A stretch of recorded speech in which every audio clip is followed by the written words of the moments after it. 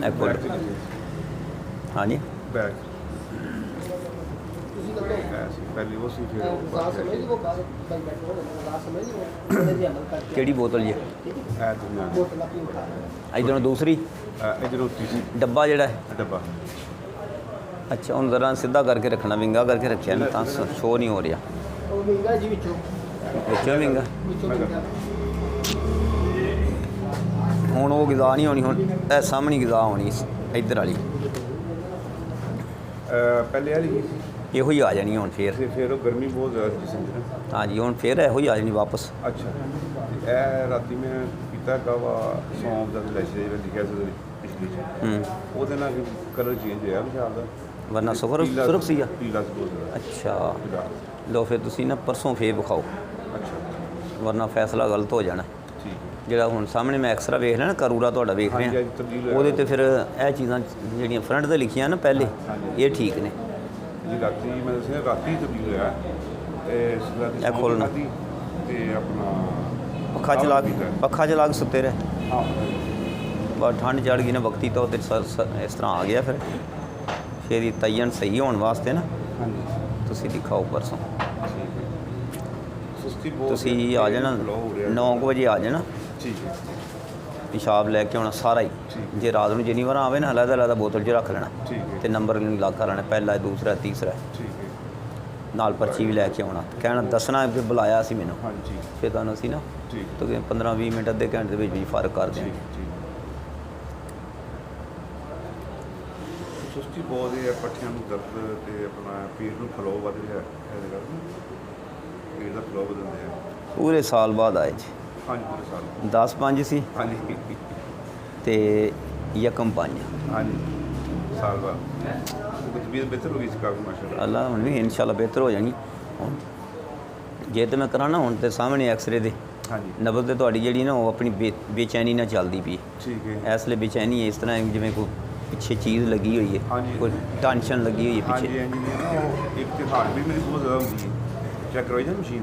ਤੇ heart beat ਹੁੰਦੀ ਹੁਣ ਵੀ ਜ਼ਿਆਦਾ ਹੈ ਨਾ ਉਹੀ ਮੈਂ ਦੱਸਣਾ ਕਿ 110 ਤੁਸੀਂ ਹੁਣ ਕਰੂਰਾ ਲਿਆਓਗੇ ਨਾ ਪਿਸ਼ਾਬ ਦਾ ਸੌਣਾ ਵੀ ਰੱਜ ਕੇ ਆ ਠੀਕ ਹੈ ਫਿਰ ਤੁਹਾਨੂੰ ਸਹੀ ਮੈਨੂੰ ਸਹੀ ਪਤਾ ਲੱਗ ਜਾਏਗਾ ਬਿਲਕੁਲ ਠੀਕ ਲਓ ਤਸ਼ਰੀਫ ਲੈ ਆਓ ਅੱਜ ਤੁਸੀਂ ਜਾ ਕੇ ਜੋ ਘਰ 'ਚ ਪੱਕਦਾ ਖਾ ਜਾਓ ਠੀਕ ਹੈ ਪਾਬੰਦੀ ਖਤਮ ਠੀਕ ਹੈ ਹੁਣ ਪਰਸੋਂ ਲੈ ਕੇ ਆਵਾਂ ਪਰਸੋਂ ਪਿਸ਼ਾਬ ਲੈ ਕੇ ਆਉਣਾ ਜਿੰਨੀ ਵਾਰ ਆਵੇ ਅਲੱਗ ਬੋਤਲ 'ਚ ਠੀਕ ਹੈ ਤੇ ਕਾਵਾ ਆਪਣਾ ਉਹ ਪੀ ਲਓ ਸੌਂਕ ਲਾ ਜਾਂ ਆਪਾਂ ਦੇ ਦਿਆਂਗੇ ਕੁਛ ਵੀ ਨਹੀਂ ਤੁਸੀਂ ਨਾਰਮਲ ਰਹਿਣਾ ਨਾ ਤਾਂ ਕਿ ਪਤਾ ਲੱਗੇ ਤੁਸੀਂ ਕੀ ਖਾਦਾ ਨਾਰਮਲ ਤੇ ਕੀ ਅੱਛਾ ਰੂਟੀਨ ਕੀ ਆ ਰਿਹਾ ਠੀਕ ਹੈ ਗੁਰਦਿਆਂ ਨੇ ਵਰਕ ਕੀ ਕੀਤਾ ਠੀਕ ਹੈ ਹੋਰ ਵੀ ਕੋਈ ਹੈ ਜੀ ਇਹਨਾਂ ਦੀ ਕੀ ਤਸ਼ਖੀਸ ਹੋਈ ਇਹ ਪਰਚੀ ਮੈਨੂੰ ਦੇਣਾ ਜੀ ਜ਼ਰਾ ਇਮਰਾਨ ਸਾਹਿਬ ਤਾਂ ਪਰਚੀ ਮੈਨੂੰ ਦੇਣਾ ਚਲੋ ਬਹਿ ਜਾਓ ਉਧਰ ਪਿੱਛੇ ਭਾਵੇਂ ਬਹਿ ਜਾਓ ਇਹ ਸਾਡੇ ਕੋਲ ਆਇਆ 26/3/23 ਨੂੰ 26 ਮਾਰਚ 2023 ਚ ਆਏ ਸਨ ਜੀ ਉਦੋਂ ਇਹਨਾਂ ਦੀ ਤਸ਼ਖੀਸ ਸੀਗੀ ਅਸਲੀ ਬੇਸਿਕ ਤੌਰ ਦੇ ਉੱਤੇ ਤੇ ਇਹਨਾਂ ਦੇ ਪਿਸ਼ਾਬ ਦੀ ਨਾਲੀ ਦੀ ਸੋਜ਼ਿਸ਼ ਹੈ ਜਿਨਸੀ ਨਿਜ਼ਾਮ ਦੀ ਸੋਜ਼ਿਸ਼ ਸੀ ਉਹਦੇ ਤਹਿਤ ਜਿਗਰ ਨੇ ਆਪਣੇ ਕੀ ਕਹਿੰਦੇ ਨੇ ਦਿਲ ਦੀ ਸ਼ਰਾਈਨ ਜਿਹੜੀਆਂ ਨੇ ਉਹ ਧੜਕਣ ਜ਼ਿਆਦਾ ਹੋ ਗਈ ਇੰਨੀ ਕੁ ਤੇਜ਼ ਕਿ ਆਪਣੀ ਹੱਦੇ ਤਦਾਦ ਤੋਂ ਜ਼ਿਆਦਾ ਸੀ ਸ਼ੂਗਰ ਵਾਲੇ ਪਾਸੇ ਤਬੀਅਤ ਦਾ ਰੁਝਾਨ ਸੀ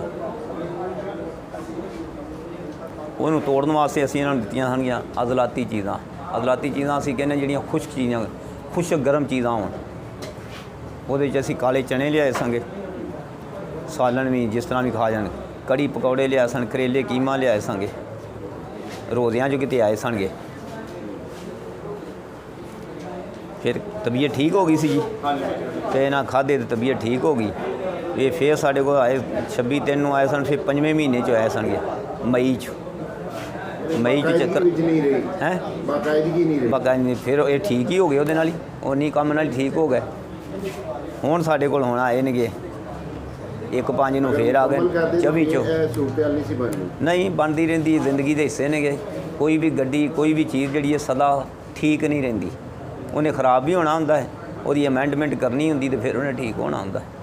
ਇਸ ਤਰ੍ਹਾਂ ਹੀ ਇੱਥੇ ਵੀ ਕੁਝ ਨਾ ਕੁਝ ਆਉਣਾ ਹੈ ਸਾਡੇ ਜ਼ਿੰਦਗੀ ਦੇ ਕਿੰਨੇ ਥਪੇੜੇ ਨੇਗੇ ਕਿੰਨੀਆਂ ਸਾਡੀਆਂ ਮੁਸ਼ਕਲਾਂ ਨੇ ਕਿੰਨੇ ਕੋਈ ਆਸਾਨੀ ਨਾਲ ਵਿੱਚ ਵੀ ਜਿਹੜਾ ਰਹਿ ਰਿਹਾ ਨਾ ਉਦੋਂ ਵੀ ਮੁਸ਼ਕਲਾਂ ਨੇ ਤੇ ਹੁਣ ਫੇਰ ਹੁਣ ਤੈਯਨ ਸਹੀ ਨਹੀਂ ਹੋ ਪਾਇਆ ਕਿਉਂਕਿ ਇਹਨਾਂ ਦੀ ਨਬਜ਼ ਹੋ ਰਹੇ ਪਿਸ਼ਾਬ ਹੋ ਰਹੇ ਇਸ ਵਾਸਤੇ ਇਹਨਾਂ ਨੂੰ ਕਿਹਾ ਕਿ ਦੁਬਾਰਾ